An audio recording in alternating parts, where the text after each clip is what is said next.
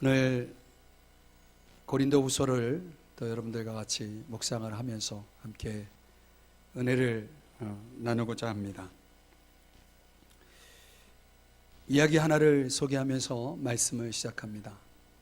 연못가에 동물들이 물을 마시러 먹으러 나왔습니다.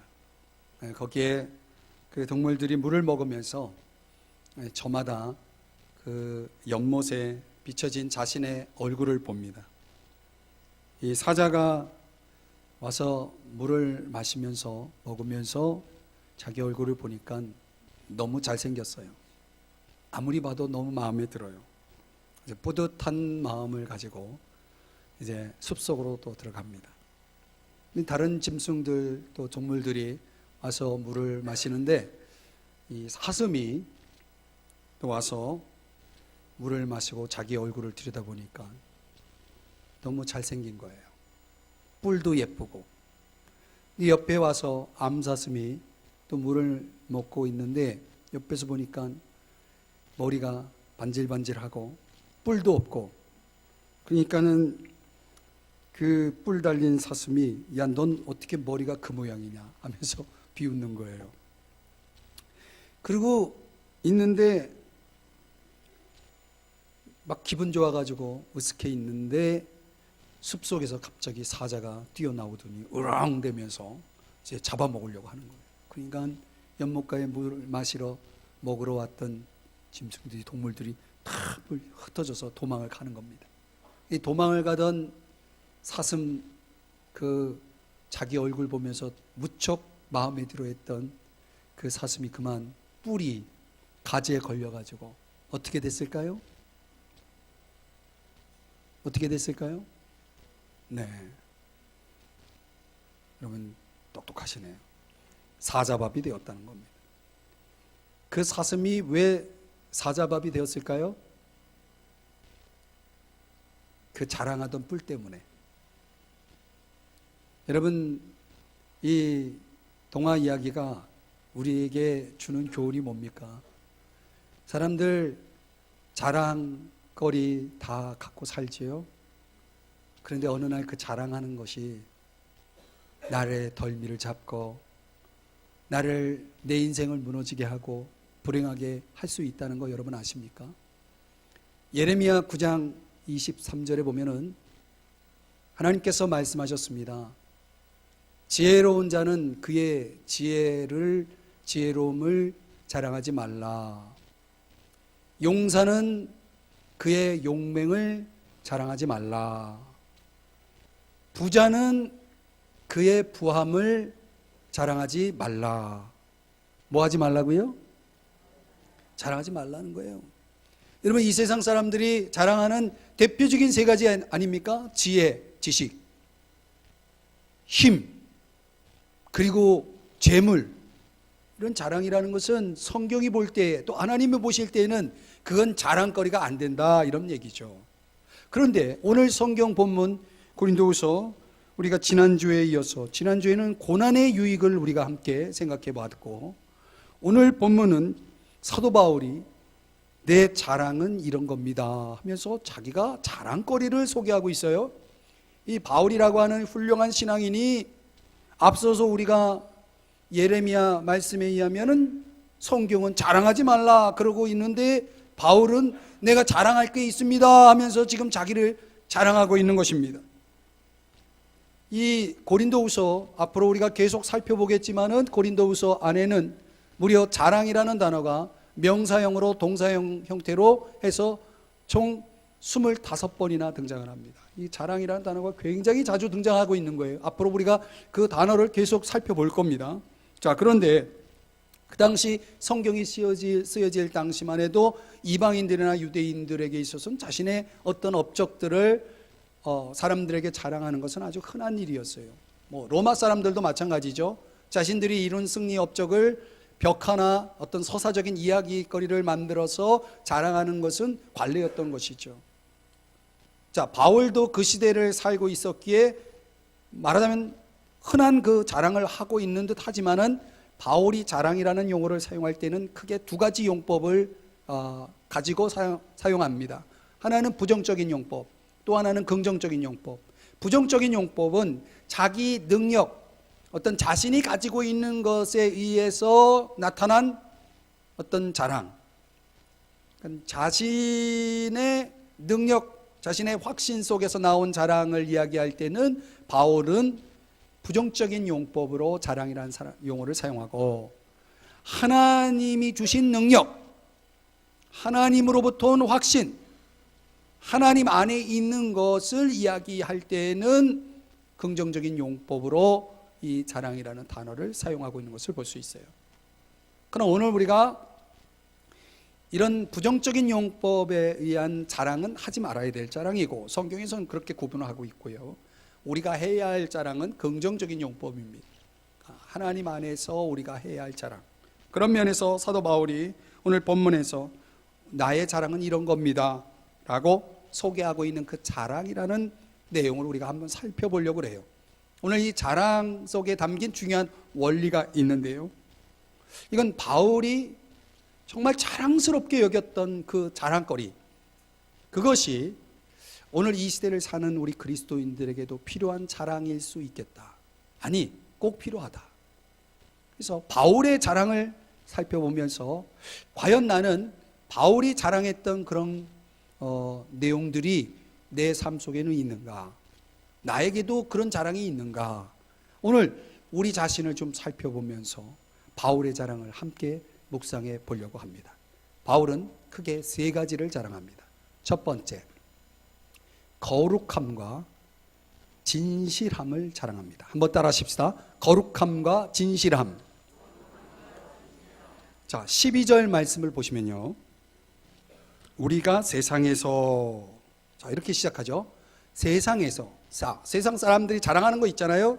아까 말씀드린 것처럼 재물을 자랑하고 어떤 힘을 자랑하고 지식을 자랑할지 모르겠는데, 그런 자랑거리가 넘치는 세상에서 우리는 뭘 자랑합니까? 하나님의 거룩함과 진실함으로 행하되, 이것이 우리의 자랑이다. 거룩함으로 행하고 진실함으로 행한 것을 바울은 자랑했다. 자, 두 가지인데요, 사실은 이 두 가지가 같이 붙어 있는 단어입니다. 떨어질 수 없는 단어예요. 설명해 보면 바울이 거룩함을 자랑했다. 원어로는 하기오테티라고 하는 단어를 쓰는데요, 이 하기오테티라고 하는 단어는 하나님을 향한 마음, 일관된 마음, 하나님을 향한 경건, 이런 의미를 강조할 때 사용하는 단어입니다. 그러니까 우리가 이 세상의 삶이 하나님 앞에서의 삶이 된다라고 한다면 그것을 거룩이라고 말하고, 다른 말로는 경건이라고 말하는 거예요. 그러니까 하나님 안에서는 저와 여러분의 삶이 뭐 해야 되냐면 거룩해야 된다, 하기오테티가 돼야 된다, 경건해야 된다, 이런 말이겠죠. 예를 들어 볼까요? 어느 가정에 아들이 있는데 이 아들이 엄마의 속을 너무 썩이는 거예요. 그렇게 엄마 속을 썩이면서 자라는데, 이 엄마는 속 썩이는 아들을 보면서 다른 말 안 하고 딱 한마디만 하는 거예요. 이놈아, 내가 널 위해서 항상 기도하고 있다는 걸 잊지 말아라. 내가 널 위해서 항상 기도하고 있어 라고 하는 말, 이 한마디만, 그 속 썩일 때마다 엄마가 하는 말이 그거예요. 그러니까 그런 말을 하면 아들이 고마워해야 되는데 반응하기를, 쓸데없는 소리 하지 말라고 하면 큰 소리를 치면서 엄마의 가슴에 이렇게 비수를 꽂는 아들이 있었다는 거예요. 근데 이 아들이 말이죠, 이제 성장해가지고 베트남 전쟁에 참여하게 됩니다. 근데 그 전쟁에서 큰 부상을 입게 돼요. 이 큰 부상을 입고 지금 사느냐 죽느냐의 이런 기로에서 이 아들이 병상에서 엄마 생각만 나는 거예요. 그리고 엄마 생각이 나면서 엄마가 한 한마디, 뭐라 그랬어요? 내가 항상 널 위해 기도하는 거 잊지 마라. 그 한마디가 계속 뇌리에서 스치면서 그 엄마의 그 한마디가 계속 떠오르는 거예요. 그러니 이 아들이 어느 날은 이렇게 울부짖습니다. 나는 하나님이 계신지 안 계신지 잘 모르겠지만 나의 어머니의 하나님이 계시다면 날 좀 고쳐주세요. 기도의 기자도 모르는 이 아들이 하나님이 계시는지 안 계시는지 모르지만 어머니가 말씀했던 그 하나님이 계시다면 날 좀 고쳐주세요. 이렇게 기도를 한 거예요. 울부짖은 거예요. 이 아들이 어떻게 됐을까요? 제가 왜 얘기하겠습니까? 살았죠. 난 거예요. 그리고 돌아와가지고 신학을 해가지고 목사가 되었다는 거예요. 그래서 미국에서 목회를 하신다는 겁니다. 이 어머니가 그 속썩이는 아들에게 심어준 게 딱 하나 있었어요. 뭐예요? 기도하는 어머니. 내가 널 위해 기도하마. 너 기도하고 있는 거 잊지 마라. 말만 그렇게 하신 게 아니고 아들이 본 거죠. 늘 기도하는 어머니. 근데 누구를 위해 기도해요? 적어도 나를 위해 기도하시는 어머니. 항상 나를 위해 기도하는 그 어머니가 이 전쟁터에 큰 부상을 입은 아들의 머릿속에, 생각 속에 떠올랐다는 거예요. 그리고 그 어머니의 하나님을 찾았다는 거예요. 그래서 목사가 되었다는 겁니다. 여러분, 이 어머니가 보여준 모습이 이게 거룩이에요. 이게 경건이에요. 하나님 앞에 저와 여러분이 어떤 모습을 가지고 하나님 앞에서 우리가 살고 있느냐라고 하는 거예요. 과연 저와 여러분은 거룩한가? 하나님 앞에 정말 일관되게 우리의 모습이 정말 다른 사람들에게 하나님 앞에서 얼마큼 경건하게 말씀을 붙잡고 기도하는 모습 속에서 경건하게 살고 있는가? 그런 거룩이 우리에게 있습니까? 그런 것 자랑할 만한 것이 있습니까? 바울이요, 뭘 자랑해요? 이걸 자랑하는 거예요. 내가 거룩함으로 행한 걸 자랑한다. 나는 하나님을 향해서 그렇게 일관된 마음을 가지고 경건하게 살아왔다라는 걸 자랑하는 거예요. 여러분, 우리 믿는 사람이 적어도 이런 자랑이 있어야 됩니다. 여러분의 모습 속에는 어떤 모습을 보여요? 경건한 모습을 자녀들에게 보여주고 있나요? 다른 사람들에게 여러분 어떤 모습을 보여주고 있어요? 아, 저분은 기도하는 분이야. 저분은 정말 하나님 붙잡고 사시는 분이야. 이렇게 확실하게 분명하게 그런 모습을 가지고 살고 있는지 한번 보세요. 또 오늘 바울이 진실함을 자랑하고 있습니다. 이 진실함이라고 하는 단어는 거룩함이라는 단어랑 비슷한 단어예요. 아까 하기오테티라고 했는데 이 진실함이라고 하는 단어는 하프로테티라고 하는 단어였어요. 좀 발음이 비슷하죠? 근데 이 진실함, 하프로테티는 일편단심이라는 뜻이에요.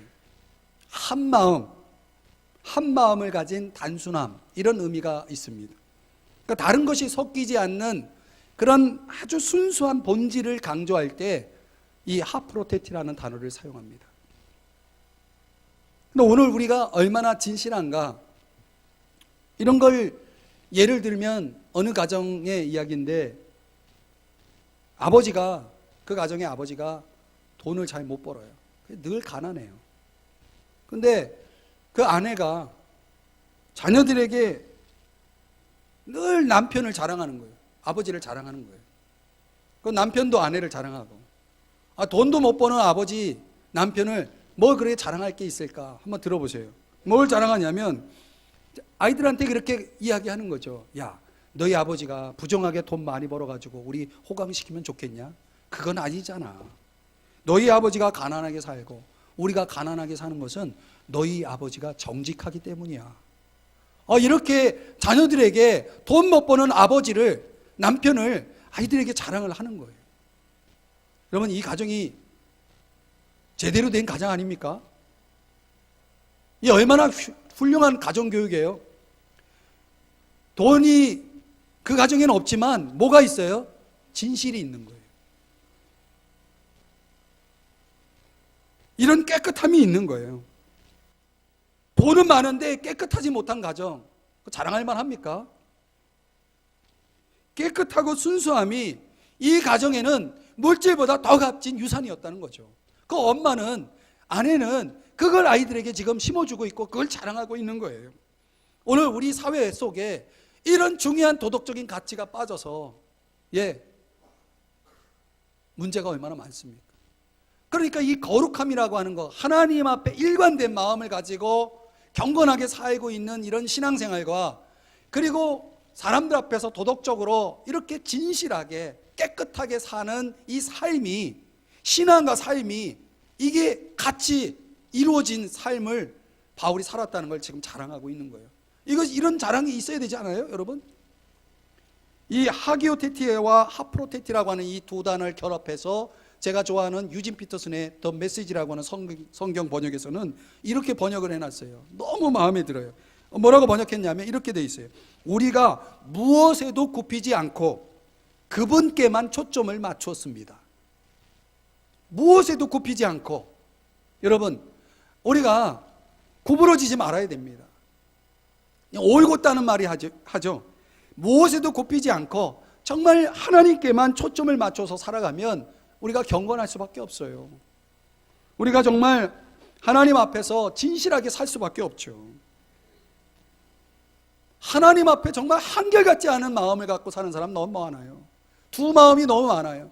하나님 앞에 좀 이렇게 좀 제대로 신앙생활 하는 듯 하지만 또 금방 또 전혀 다르게 또 신앙생활하고, 신앙생활이 왔다 갔다 해요.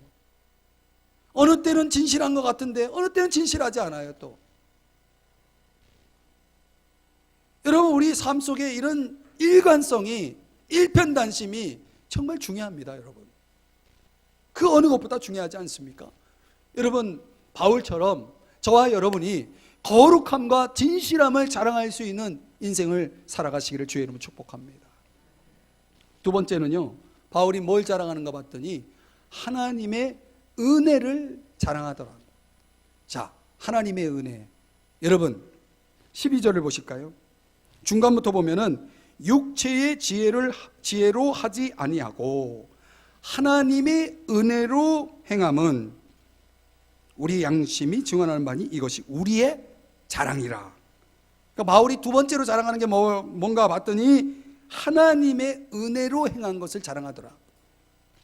그러니까 바울이 이룬 그 수많은 성취와 업적들이 있는데 그걸 자랑할 때에 그 자랑의 구체적인 내용은 자기가 이룬 어떤 것이 아니고 하나님의 은혜를 자랑하더라는 것입니다.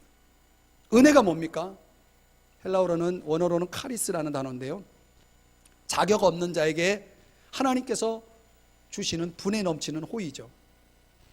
그러니까 바울은 은혜라는 단어를 사용할 때는 언제나 복음과 관련되어 있어요. 그러니까 뭘 바울은 항상 잊지 않았냐면, 바울 자신이 하나님에게 은혜를 받았다는 그 사실을 잊지 않았다. 여기 육체의 지혜로 하지 아니하고, 이 표현이요, 좀 쉽게 설명하면 이런 내용이에요. 사람들의 마음을 사기 위해서 온갖 수단과 방법을 가리지 않는 것. 이 육체의 지혜예요. 그러니까 사람이 자신의 목적을 위해서 수단 방법을 가리지 않고 뭐 하잖아요. 거기 어떤 도덕적인, 윤리적인 것들이 있습니까? 없죠. 근데 그런 육체의 지혜로 인생을 살아가는 사람들이 있다는 거예요. 그럼 바울은 적어도 그런 사람은 아니었다는 거죠. 바울은 하나님의 은혜로 행했다. 그러니까 바울이 하나님의 은혜로 행했기 때문에 선교를 할 때 늘 감사하고, 배고파도 감사하고, 고난을 당해도 감사하고, 늘 감사한 거예요. 왜? 은혜이기 때문에. 자기가 은혜로 살고 있기 때문에, 은혜이기 때문에 감사할 일만 있는 거죠. 왜 이렇게 은혜를 깊이 그가 간직하고 살아갈 수 있었냐면은, 바울이 예수님 믿기 전에, 여러분 사도행전이라는 성경을 읽어보면은 아시겠지만은 다메섹 도상으로 다메섹이라는 곳으로 예수 믿는 사람들을 핍박하고 예수 믿는 사람들 옥에 가두기 위해서 허가장을 받고서 가던 중에 하늘에서 태양보다 더 강력한 빛에 의해서 임재하신 예수님을 만나게 되죠. 사울아 사울아, 내가 왜 나를 핍박하느냐? 당신 누구십니까? 나는 네가 핍박하는 예수야 라고 말씀하신 그 예수님을 만나고 거기서 바울이 완전히 바뀌어요. 변화돼요. 그때부터 바울은 그 은혜를 잊지 않았다. 내가 예수 믿는 사람들에게는 원수 중에 원수인데 그런 나를 이렇게 구원해 주신 그 은혜를 잊지 않았다. 여기에 대한 간증이 디모데전서 1장 12절 13절에 나오는데 제가 읽어드리면 이렇게 말씀하고 있어요. 나를 능하게 하신 그리스도 예수 우리 주께 내가 감사함은 나를 충성되이 여겨 내게 직분을 맡기심이니 내가 전에는 비방자요 박해자요 폭행자였으나 내가 전에는 이런 사람이었단 말이죠. 그런데 나를 지금 이렇게 능하게 하시고 나에게 이런 귀한 직분을 맡겨주셨으니 Amazing Grace, Amazing이에요. 놀라운 거예요. 이 놀라운 주 은혜를 내가 어떻게 감당할 수 있느냐 말이죠. 내가 이런 자격이 있냐 말이죠. 바울은 없다. 이 은혜를 잊지 않았다는 거예요, 여러분. 그러니까 바울에게는 보상 심리가 없어요. 여러분, 우리가 예수 믿고 뭘 한 때에 내가 이렇게 하니까 하나님 나를 이만큼 해주시겠지, 축복해 주시겠지, 잘되게 해주시겠지, 이게 다 그런 보상 심리가 있잖아요. 근데 바울엔 그런 게 없어요. 고린도전서 15장 10절 우리가 작년에 살펴봤던 그 본문에 의하면 바울이 이런 얘기를 해요. 내가 모든 사도보다 더 많이 수고하였으나 내가 한 것이 아니고 오직 나와 함께 하신 하나님의 은혜로라. 바울이요, 얼마나 수고를 많이 했는지 몰라요. 그런데 바울은 자기가 한 게 아니래요. 아니, 자기가 해놓고 자기가 한 게 아니라니. 그럼 뭐가 한 거냐? 이건 하나님이 하신 거야, 하나님의 은혜야 라고 바울은 이야기했다는 거예요. 그러니까 바울의 심리는 보상 심리가 아니고 은혜 심리예요. 그 은혜가 지배하니까 항상 은혜를 자랑하고 은혜에 감사하는 삶을 살았다는 거죠. 여러분, 바울이 말로만 이렇게 은혜 얘기한 게 아니에요. 오늘 본문에 뭐라고 얘기했냐면 우리 양심이 증언하는 바라라고 얘기해요. 여러분, 사람에겐 양심이 있는데 예수 믿지 않는 죄성을 가진 사람의 양심은 고장난 양심이에요. 실제적으로 우리 죄성 속에 나타난 양심이라는 것은 거룩하고 깨끗한 양심이 결코 아닙니다. 그러나 우리가 예수 믿고 회복된 양심에 의하면 이 양심의 의미는 뭐냐면 내 행동 속에 옳고 그름을 판단하는 능력이에요. 그 옳고 그름을 판단하는 기준이 뭐냐면 하나님의 기준이에요. 하나님이 기준이 돼서 하나님이 그 옳고 그름을 판단해서 하나님이 옳으면 옳은 거고 하나님이 잘못됐다 그러면 잘못된 거예요. 그런 양심 속에서 바울이 나는 정말 내 중심에서 하나님의 은혜로 지금 살고 있습니다 라고 솔직하게 마음 중심에서 그렇게 이야기를 하는 것입니다. 그래서 유진 피터슨의 더 메시지라고 하는 성경 번역에 의하면은 바울이 이렇게 이야기를 했다는 것으로 번역했어요. 그거는 자기가 한 것, 그거는 우리의 대단한 능력으로 된 것이 아닙니다. 하나님께서 해 주셨기에 가능했던 일입니다. 이렇게 번역해놨어요. 하나님이 하신 겁니다. 바울에게는 항상 이 의식이 있었다는 거예요. 하나님이 하셨다. 내가 한 게 아닙니다. 여러분, 우리에게도 이런 의식이 있나요? 하나님이 하셨습니다라는 의식. 여러분의 사업장을 보면서, 여러분이 이룬 어떤 성공을 보면서, 여러분의 가정을 보면서 정말 이거는 하나님이 하셨어요, 하나님이 하신 일입니다 라고 하는 의식이 있냐고요. 이게 은혜의식이에요. 어떤 사람이 아주 특별한 실험을 했다고 하는데요, 그 실험의 내용은 마을의 한 구역을 정해놓고 그 마을에 사는 가가호를 방문하면서 매일 10,000원씩 놓고 가는 거예요. 그런 실험이 좀 삼성지구에 누가 좀 있었으면 좋겠죠. 매일 10,000원씩 놓고 가는 거예요. 그러니까 이제 아무런 어떤 조건 없이 그냥 10,000원을 놓고 가는 거예요. 이게 첫날 현관문을 열었는데 10,000원이 있는 거예요. 누가 놓고 가는 걸 보고 이제 도대체 저 사람 제정신인가 의아해하면서도 뭐 멈칫멈칫하면서 놓고 간 거니까 가지고 들어갑니다. 둘째 날도 셋째 날도 거의 비슷한 일이 벌어져요.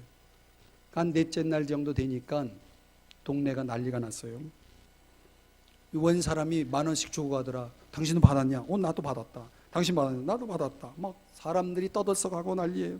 신기하기도 하고 고맙기도 하고, 그렇죠? 안 고마워요? 고맙잖아요. 고맙기도 하고 그런 거예요. 한 두 번째쯤 되었을 때는 이제 사람들이 아예 현관 입구에까지 나와서 기다려요. 그 시간대를 딱 기다렸다가 10,000원을 놓고 가는 거예요. 그걸 이제 들고 또 들어가는 거예요.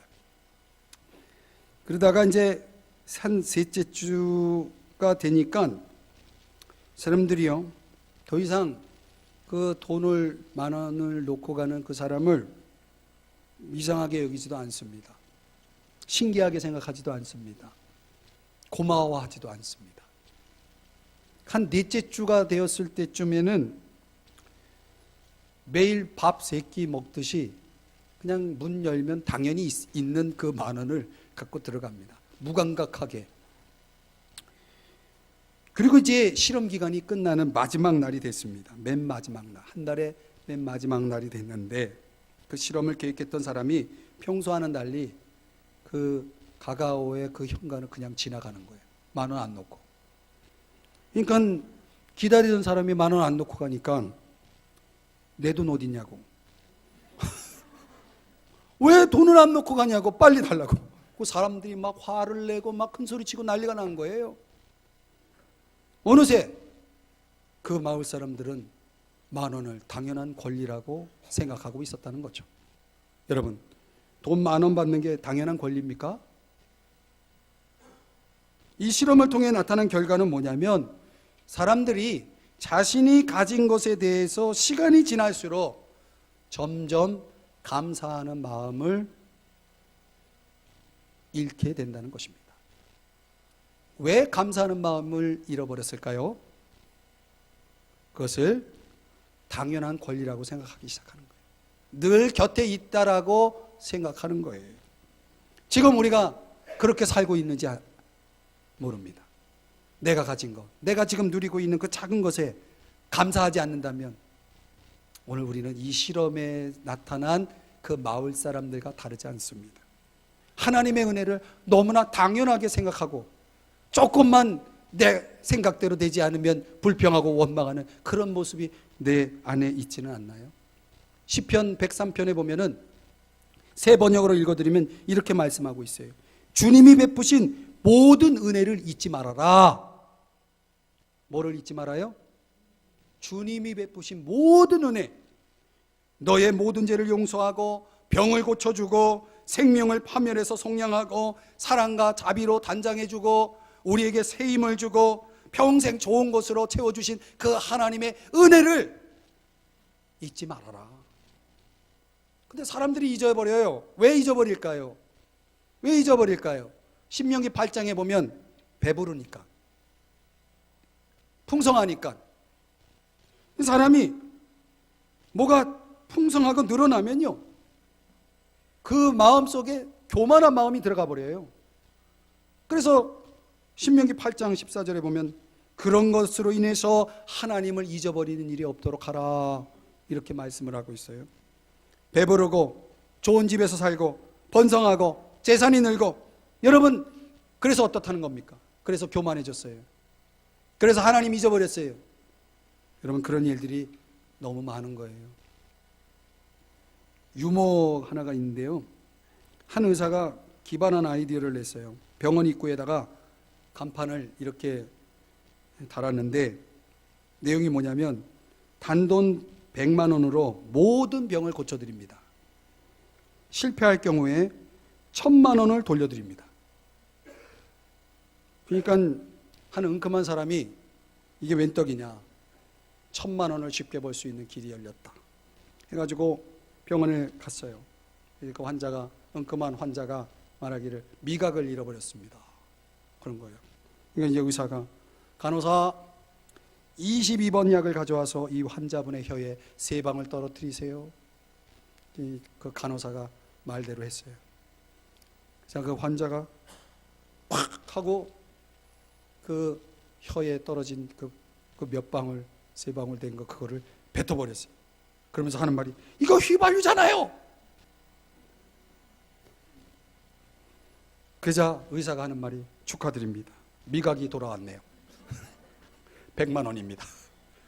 그래서 어쩔 수 없이 100만 원을 내고 갔어요. 그분이 너무 억울해가지고 며칠 후에 다시 변장을 하고 다시 그 병원에 갔어요. 기억력을 잃어버렸습니다. 아무것도 기억나지 않습니다. 그러니까 의사가 하는 말이, 간호사 22번 약을 가져와서 혀에 3방을 떨어뜨리세요. 그랬더니 22번? 그거 휘발유잖아요. 딱 그러자 의사가 축하드립니다. 기억력이 되돌아왔네요. 100만 원입니다. 그래서 100만 원 또 내고 나왔다는 거예요. 너무 억울해가지고 이를 악물고 다시 그 병원을 또 찾아갔어요. 시력이 너무 약해져서 사물이 잘 보이질 않습니다. 그렇게 하니까 의사가 안타깝게도 적합한 약이 없네요. 못 고치겠습니다.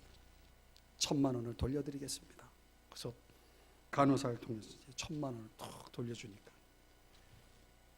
환자가 하는 말이에요. 잠시만요. 이건 1,000원짜리잖아요. 딱 그런 거예요. 축하합니다. 시력이 돌아왔네요. 치료비 100만 원 내겠습니다. 사랑하는 여러분, 은혜를 잊지 마셔야 됩니다. 미각을 잃어버릴 수 있고 시력이 약해질 수도 있고 기억력이 나지 않을 수도 있어요. 그래도 은혜는 잊지 말아야 됩니다. 감사의식 잊지 말아야 됩니다. 우리의 삶 속에 사람들 앞에 우리가 자랑해야 할 것들, 이거 하나님이 하신 것을 가지고 말이죠, 교만해가지고 하나님 은혜를 자랑하지 않고 자기를 뽐내고 자랑하는 그런 어리석은 인생이 되지 마시기를 주의 이름으로 축복합니다. 하나님의 은혜 자랑하시기를 축복합니다. 세 번째로 바울이 뭘 자랑하는가 봤더니 주 예수의 날에 서로를 자랑했다. 서로를 자랑한다. 여러분, 우리 옆 사람 슬쩍 보실래요? 여러분이 보시는 그분이 자랑스럽습니까? 뭔 얘기인지 못 알아들으세요? 자, 한번 설명을 들어보세요. 오늘 본문 14절을 보시겠습니다. 오늘 성경 14절에 보면 우리 주 예수의 날에는 너희가 우리의 자랑이 되고,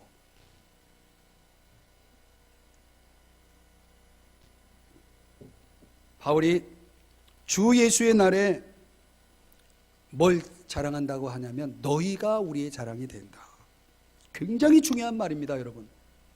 주 예수의 날은 어떤 날이냐면 예수님이 재림하시는 날입니다. 예수님이 재림하시는 날에는 어떤 일이 벌어지냐면 우리의 모든 동기나 의도와 목적, 우리 삶의 은밀한 것들이 다 드러나는, 적나라하게 드러나는 날이 그때입니다. 바울은 자신이 지금까지 행한 자신의 행위나 말, 이런 모든 것들이 흠이 없고 진실하다는 것이 그날에 드러날 것을 기대하고 있는 거예요. 그날에 바울은 주님을 만나는 그날에 주님 앞에서 자기는 자랑할 게 있다라고 당당하게 이야기하고 있습니다. 그 자랑거리가 뭔가? 바로 고린도 교회 성도들이 나의 자랑거리다라고 이야기하는 것입니다. 바울에게는 왜 이런 것을 자랑할까요? 바울이 고린도 교회 성도들에게 복음을 전했습니다. 그래서 그들이 진실한 믿음을 갖게 됐어요. 그리고 그들이 이제 거듭나서 하나님의 자녀가 됐어요. 이 바울에게는 이거보다 더 큰 기쁨이 없어. 왜? 고린도 교회 성도들과 천국에서 만날 거니까. 천국에서 주님을 만날 때 그 옆에 누가 있냐면 고린도 교회 성도들이 있다는 거예요. 주님, 제가 전도한 분들입니다. 제가 전도해서 이분들 예수 잘 믿어가지고 여기 천국까지 왔습니다. 주님, 잘했죠? 이렇게 주님 앞에 바울이 자랑할 것이 있었다는 거예요.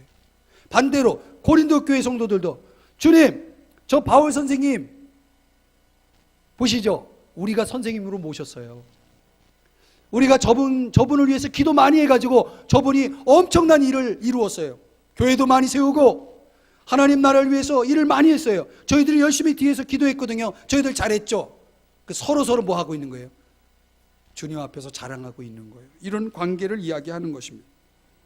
여러분, 우리가 살면서 언젠가는 우리들에게 이런 자랑이 있을 것이냐, 이게 굉장히 중요한 거죠.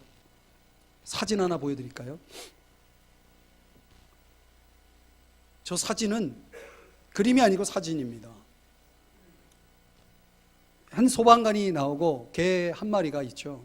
저 개가 종자가 도베르만이라고 해요. 도베르만이 독일산인데 아주 비쌉니다. 고가의 개입니다. 그런데 그 도베르만 저 개가 사는 그 집이 그 집에 이제 불이 나가지고 소방관이 이제 출동을 해서 그 불에 휩싸인 그 집 안에 들어갔는데 저 도베르만이 막 짖는 거예요. 자기 좀 구해달라고 막 짖고 있는 거예요. 막 불 때문에 흥분해가지고 막 뛰면서 짖고 있는 거예요.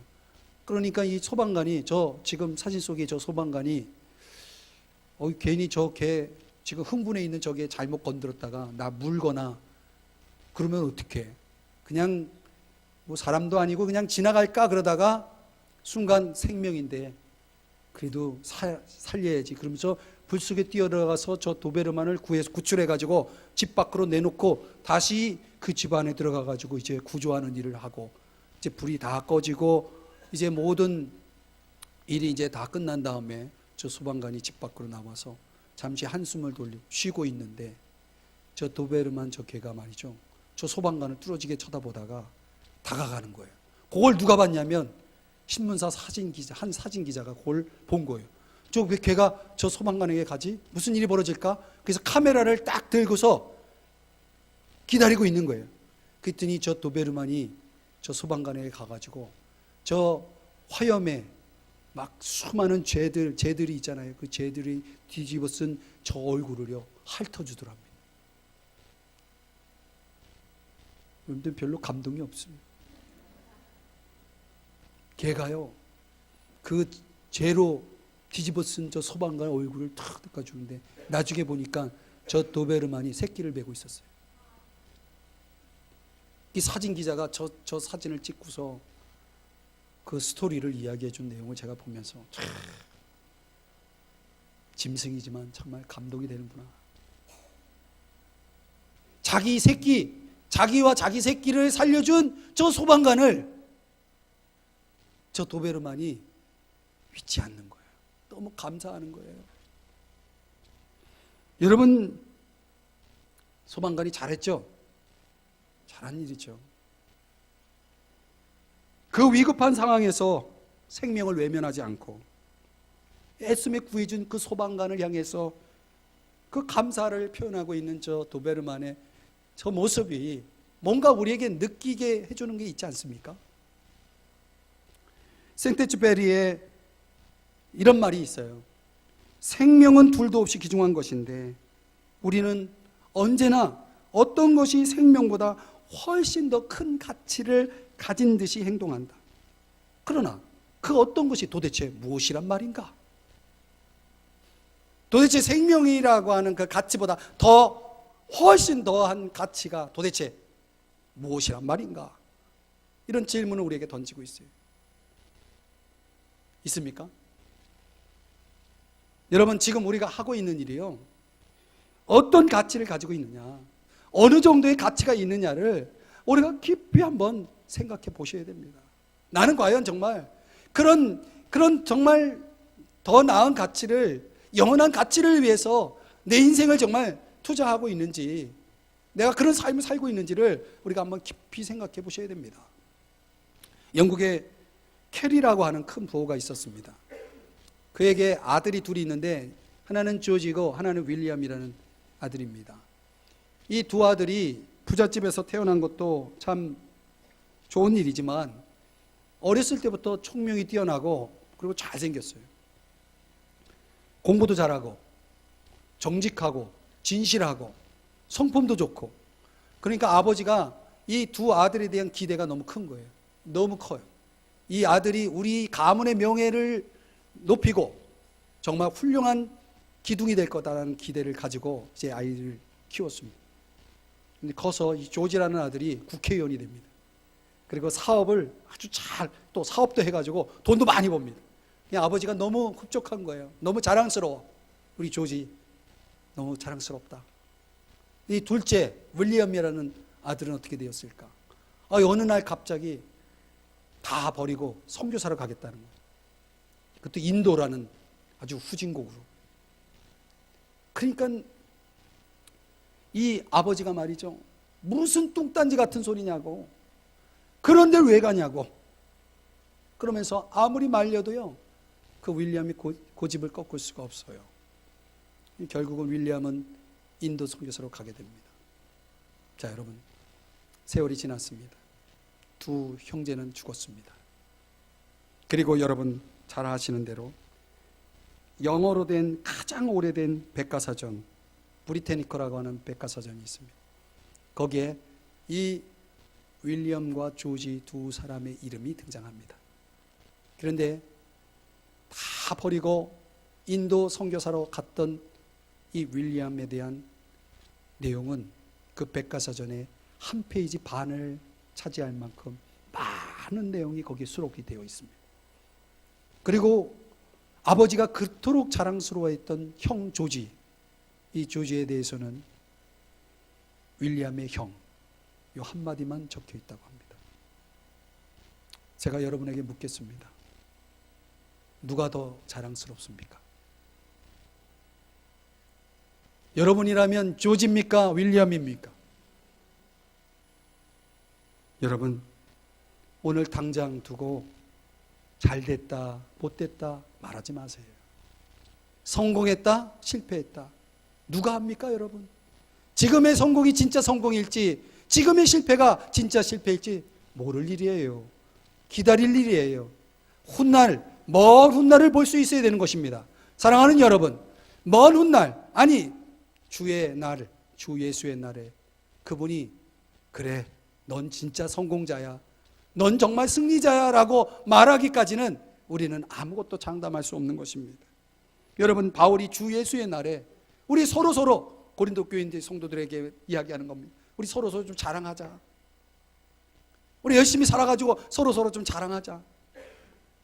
이 바울은 열심히 고린도 교회 성도들을 위해서 말씀을 가르치고 복음을 나누고, 그리고 그들을 위해서 섬기고, 반대로 고린도 교회 성도들은 바울을 섬기고, 이런 삶 속에서 바울은 너희가 우리의 자랑이다, 주 예수의 날에 너희들이 우리의 자랑이다 이렇게 이야기를 했다는 것입니다. 여러분이 전도해서 주님께 인도한 사람들이 있습니까? 여러분들이 정말 진심으로 주님을 위해서 섬긴 사람들이 있습니까? 그 사람들이 다 여러분의 자랑이 될 겁니다. 주 예수의 날에.